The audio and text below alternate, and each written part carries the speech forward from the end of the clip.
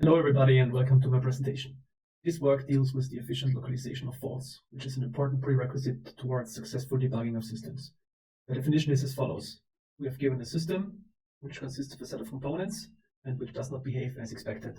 And the goal is to find the faulty components responsible for the misbehavior. Let me give you a short example. Assume the following full adder which does not work properly. In this case, the system description would be a logical characterization of the structure of this circuit and the nominal behavior of all the components, in this case, the 5 gates. Then we would have some observations, inputs and outputs of the circuit, in this case. Then, by means of theorem provers and the logical system description and the observations, we can make predictions, which could look like this. And if we find a contradiction between observations and predictions, then we know that not all components can be fault-free. Then the task is to find the diagnosis, which is a set of faulty components. This is usually accomplished by means of conflicts, which are component sets where at least one component must be faulty. In this case, we have 2 conflicts, this one, and we know that a diagnosis is then a hitting set of all these conflicts. In this case, we have 3 diagnoses, and the question is which one is the real fault. Let us next cast a quick glance at how diagnosis can be computed. One influential and popular algorithm for this purpose is Reiter's HS tree, proposed in 1987, but still state-of-the-art in various diagnosis domains.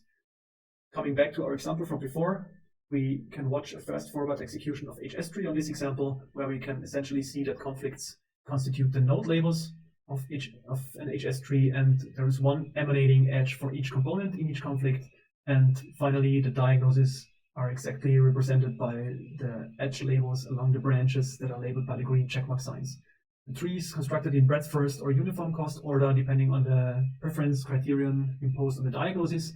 And another important aspect is that the conflict computation is expensive because it requires theorem prover calls. The pros are that it is sound and complete, it is best first, and it is generally applicable in that it is independent of the used system description language, as long as it is a monotonic logic, and independent of the used theorem prover. The sole con is that it has no provisions for being used in a sequential diagnosis scenario where additional information about the faulty system is acquired in order to isolate the true diagnosis among spurious other candidates. The issue then is that the diagnosis problem changes after each measurement. Let me give you some more details on the sequential diagnosis process. Given a diagnosis problem instance, we have the first module, which is the diagnosis computation, which builds some search tree, for instance, an HS tree.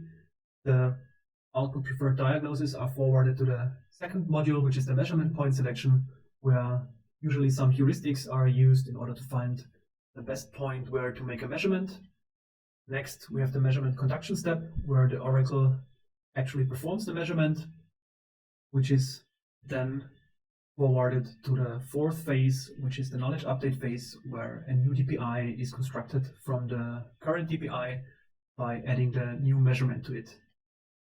This loop is iterated until some diagnostic goal is reached, and finally the best diagnosis is returned. What is particularly of interest is what happens with the search tree in the phases 4 and 1. If we stick to HS tree, then we can only pursue a discard and rebuild principle, which means that we discard the existing tree from the current iteration and build a new one from scratch in the next iteration, which, however, involves several redundant, expensive operations in the general case.